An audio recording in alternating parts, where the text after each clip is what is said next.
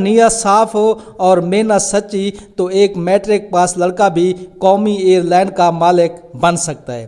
کراچی کی تنگ گلیوں میں ایک لڑکا رہتا تھا۔ گھر میں آسائشیں کم تھیں مگر اس کے خواب آسمان سے بھی اونچے تھے۔ اس لڑکے کا نام تھا عارف حبیب۔ ہجرت کے بعد اس کے خاندان نے نئے سرے سے زندگی شروع کی۔ تعلیم میٹرک تھی مگر سیکھنے کا جنون کسی بڑی یونیورسٹی سے کم نہیں تھا۔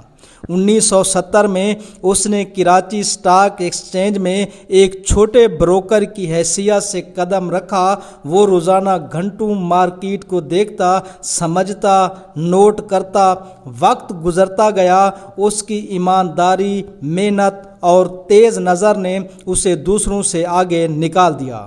وہ چھوٹا بروکر آہستہ آہستہ پاکستان کے بڑے سرمایہ کاروں میں شمار ہونے لگا۔ پھر ایک دن اس نے وہ قدم اٹھایا جس نے اس کی زندگی بدل دی۔ اس نے عارف حبیب گروپ کی بنیاد رکھی، ایک ایسا گروپ جو آج steel, cement, fertilizer, energy, real estate اور فنانس جیسے بڑے شعبوں میں کام کرتا ہے۔ عارف حبیب ایک بزنس مین نہیں، وہ پاکستان کی معیشت کو مضبوط کرنے والوں میں سے ایک ہے۔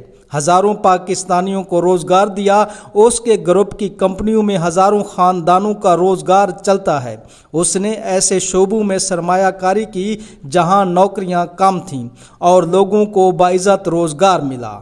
نیا نظام آباد کراچی کا نیا چہرہ، ایک ایسا ہاؤسنگ پروجیکٹ جس نے ہزاروں خاندانوں کو محفوظ، صاف اور جدید رہائش فراہم کی۔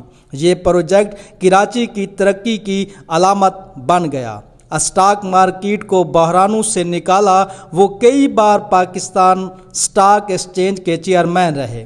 مشکل وقت میں انہوں نے مارکیٹ کو سنبھالا، سرمایہ کاروں کا اعتماد بحال کیا اور ملکی فنانشل سسٹم کو مضبوط کیا۔ انرجی سیکٹر میں سرمایہ کاری، انہوں نے بجلی کے منصوبوں میں سرمایہ لگا کر ملک میں توانائی کی کمی کم کرنے میں کردار ادا کیا۔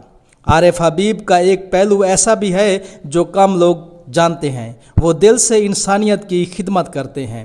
انہوں نے عارف حبیب فاؤنڈیشن کے نام سے ایک فاؤنڈیشن قائم کی۔ یہ فاؤنڈیشن تعلیم، صحت، کھیل اور سماجی بہبود کے منصوبوں پر کام کرتی ہے۔ غریب خاندانوں کی مدد، اسکولوں کی سپورٹ اور نوجوانوں کے لیے مواقع پیدا کرنا اس کے اہم مقاصد ہیں۔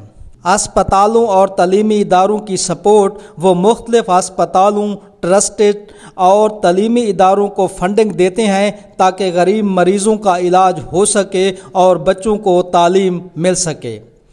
نیا نظام آباد میں اسٹیڈیم، گراؤنڈز اور کھیلوں کی سہولیات ان کی اس سوچ کی علامت ہیں کہ صحت مند نوجوان ہی مضبوط قوم بناتے ہیں۔ اور آج سب سے بڑا سنگ میل، اس نے پاکستان کی قومی ایئر لائن PIA کا 75% حصہ خرید لیا۔ 135 ارب کی اس تاریخی ڈیل نے پورے ملک کو حیران کر دیا۔ یہ پاکستان کی تاریخ کی سب سے بڑی پرائیویٹائزیشن ہے اور انہوں نے کہا ہے کہ PIA میں کام کرنے والے ملازمین کو نہیں نکالا جائے گا اور مزید 20 طیارے PIA میں لائے جائیں گے۔ ایک وقت تھا جب وہ سٹاک مارکیٹ کے باہر کھڑے ہو کر سینئر بروکرز کو دیکھتا تھا۔ آج وہ ایک ایسی ایئر لائن کا مالک ہے جس کے جہاز دنیا بھر کے آسمانوں پر اڑتے ہیں۔